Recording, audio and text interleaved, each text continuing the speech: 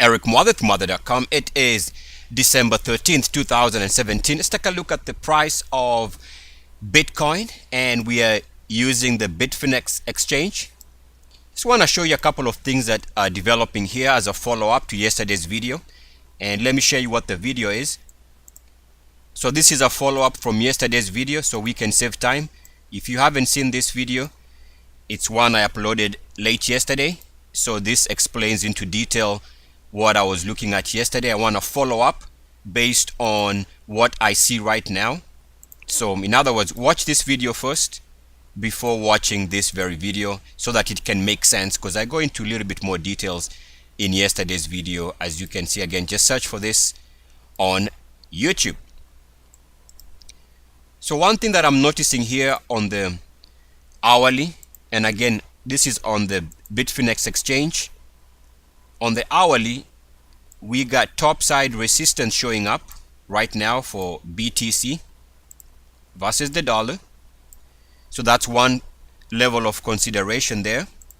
We can also see there's another line that is, in my opinion, confluence again. It's this line right here.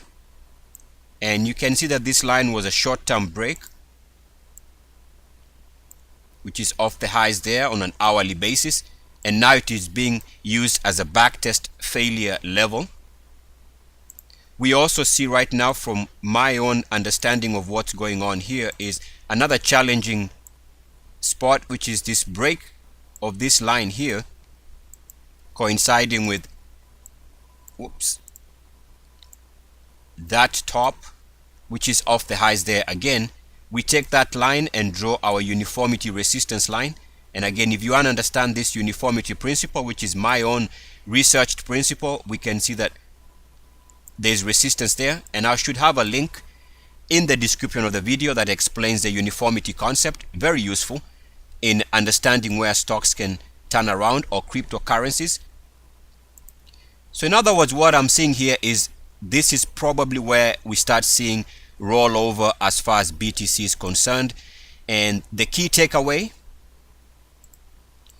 is that until such a time as we can move above the current resistance on the hourly here that I'm showing, until we can move above all these lines here that are showing resistance, until we can do that, my own thinking here is that more than likely, based on what I'm looking at, an unbiased point of view, is that we are looking at an instrument that is starting to point down. Now, don't forget also there's the backdrop story, which I discussed yesterday, that in that we saw prices make a new intraday high, fresh all-time intraday highs, but there was negative divergence.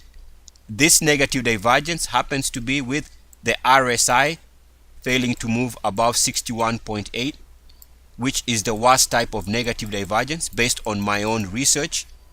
So that's another reason why you start suspecting that the next meaningful swing trade for BTC is lower. Now, the best way we can actually follow this is take a look at the daily chart, because the key, as I discussed yesterday, is whether or not we can sustain the breakout on the daily. So as far as BitFinex is concerned, the level to watch there is 16,609, which means that if it can hold above that price, now keep in mind this is from this close right there, so we are seeing a breakout. So as long as the price is above this previous daily closing high, the bulls are winning. But now, at the same time, based on the hourly chart, if the hourly chart is correct in predicting lower prices and we fail back below this level, watch out for a major sell-off. That's my view. So right now, as long as we are breaking out, that's good. The bulls are in control.